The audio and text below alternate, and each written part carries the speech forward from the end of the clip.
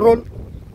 सदर निलेवाडी आयतोडी खुर्द पुलावर हा स्लॅब 2021च्या पुलामध्ये उखडलेला आहे। त्यावेळी आम्ही संबंधित विभागाला कळवल्यानंतर ह्या स्लॅबचं काम झालेलं होतं, पण ते अतिशय निकृष्ट दर्जाचं काम झाल्यामुळं परत तो स्लॅब उखडून पडलेला आहे। आपण पाहू शकता सगळ्या तारा उघड्या झालेल्या आहेत आणि या रोडवरून विद्यार्थी शाळेला जाणारे, त्याचबरोबर वारणा कारखान्याला जाणारे कामगार आणि मोठ्या प्रमाणात वाहतूक असते आणि जर का हा दुरुस्त नाही केला तर या सगळ्यांच्यामुळं आणि या खड्ड्यामुळं एखादा मोठा अपघात या ठिकाणी होण्याची शक्यता नाकारता येत नाही।